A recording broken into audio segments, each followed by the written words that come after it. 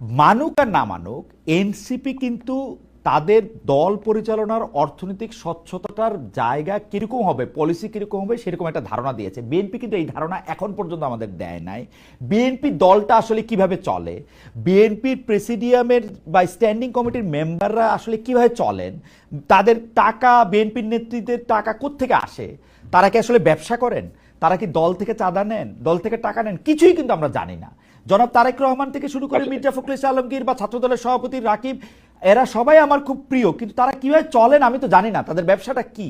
এবং তারা কিন্তু কখনো এই প্রতিশ্রুতি আমাদের দেন না যে তারা আমাদের জানাবেন যে এটা কিভাবে তারা চলে। There are two things. Number 1 হচ্ছে যে তার ব্যক্তিগত ইনকাম কত, এটা একটা কোশ্চেন। আরেকটা কোশ্চেন দল কিভাবে চলে। তার ব্যক্তিগত তারেক রহমান সাহেব কিভাবে চলে এটা আপনার জানার কোনো রাইট নেই। উনি যখন প্রধানমন্ত্রী হবে তখন আপনি যেতে পারেন, উনি যদি সংসদ সদস্য হয় তখন জানতে পারেন। এখন আপনার জানার কোনো রাইট নেই। কিন্তু আমি যখন ভোটার হিসেবে তাকে বিবেচনা করব না, ডক্টর সালাম আমাকে একটু বোঝার জন্য, মানে আমি যখন ভোটার হিসেবে ওনাকে বিবেচনা করব যে উনি আর্থিক লেনদেনের ক্ষেত্রে স্বচ্ছ কিনা, উনি কিভাবে টাকা রোজগার করেন, পৃথিবীর সব দেশেই কিন্তু যিনি পলিটিক্যাল পার্টিকে লিড করেন তার টাকা পয়সাটা তিনি কোথা থেকে পান, কোথা থেকে খরচ করেন সেটা সামনে আসে। এটাকে আমি তারেক সাহেবেরটা জানতে পারবো না। পছন্দ না আপনি ওনাকে ভোট দিবেন না। না না, আমি তো জানতে পারছি না, পছন্দ না করব কেমনে, পছন্দ না করতে হইলেও তো আমার তথ্য দরকার।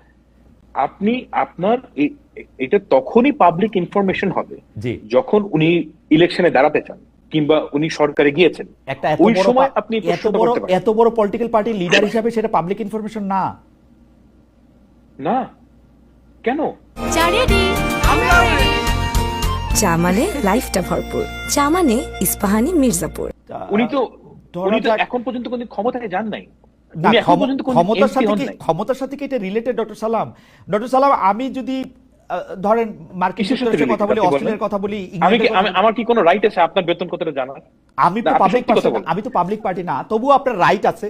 আপনি এটা জিজ্ঞেস করতে পারেন। মানে আমি রাইটের কথা বলতে চাই, যখন আপনি পাবলিক পারসন, মানে বিএনপির সর্বোচ্চ নেতা যদি পাবলিক পারসন না হন, এই পৃথিবীতে কে পাবলিক পারসন?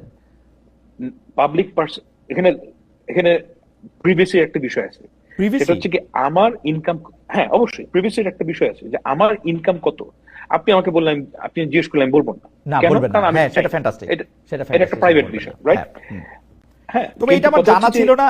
তবে ডক্টর সালাম, এটা আমার জানা ছিল না। আমি যতদূর জানতাম যে আপনি পলিটিক্যাল পার্টির লিডার হইতে গেলে, আপনি একটা পাবলিক অফিস হোল্ড করেন আর না করেন, পলিটিক্যাল পার্টির লিডার হইতে গেলে আপনার আয় ব্যয় সম্পর্কে সকল কিছুই পাবলিকলি প্রকাশ করতে হয়, এটাই নর্মস।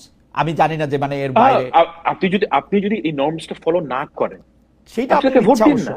আচ্ছা, আপনি এই নর্মসটা ফলো না করে আপনি এই রিস্কটা নেবেন, তবু এটা আপনি মানে ওপেন করবেন না।